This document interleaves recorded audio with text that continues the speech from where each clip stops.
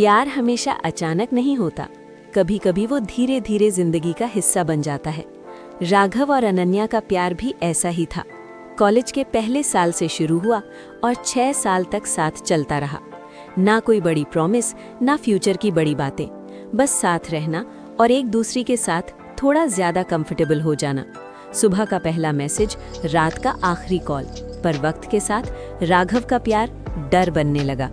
उसे लगता था अनन्या उससे दूर हो रही है और डर के साथ पॉजेसिवनेस आ गई। तुम लेट क्यों हो? तुम इतनी खामोश क्यों हो? तुम मेरे बिना क्यों खुश लगती हो?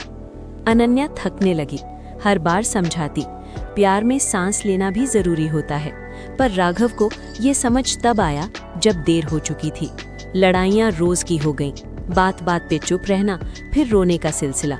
और एक दिन अनन्या ने बस इतना कहा, राघव, मैं तुम्हारे साथ रहकर खुद को खो रही हूँ। राघव ने हमेशा की तरह उसे सीरियस नहीं लिया। उसे लगा कल सब ठीक हो जाएगा, पर कल आया ही नहीं। अनन्या चली गई बिना शोर के, बिल्कुल वैसे ही जैसे उसका प्यार था, खामोश। महीने बीत गए। राघव ने समझना शुरू किया कि प्यार हक नहीं होता, जिम्मेदारी होता है। जब दोनों फिर मिले कॉफी शॉप में तो सब कुछ पहले जैसा था, बस वो नहीं।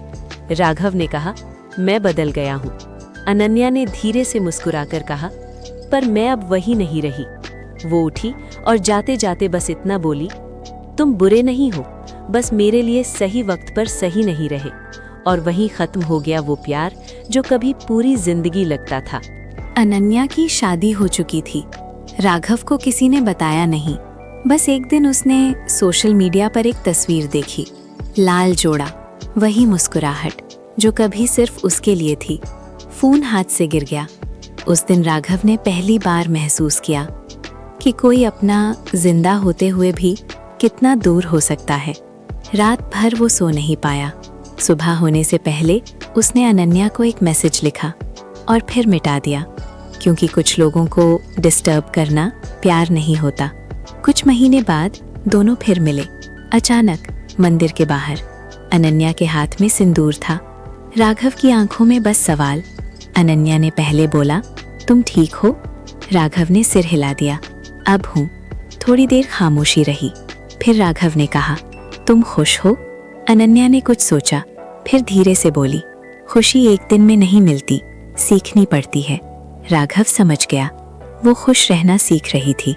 जाते वक्त अनन्या ने कहा, राघव, अगर हम साथ रहते तो शायद एक दिन एक दूसरे से नफरत कर बैठते। अलग होकर कम से कम प्यार जिंदा रह गया। राघव की आंखों से आंसू बह गए। वो बोले बिना रोया। अनन्या चली गई। उस रात राघव ने डायरी में लिखा, मैं उसका पति नहीं बन पाया, पर उसकी कहानी का सबसे गहरा हिस्सा हूँ। आज भी जब कोई प्यार की बात करता है, राघव चुप हो जाता है, क्योंकि कुछ इश्क मिलने के लिए नहीं होते, वो सिर्फ इसलिए होते हैं ताकि हम थोड़ा ज्यादा इंसान बन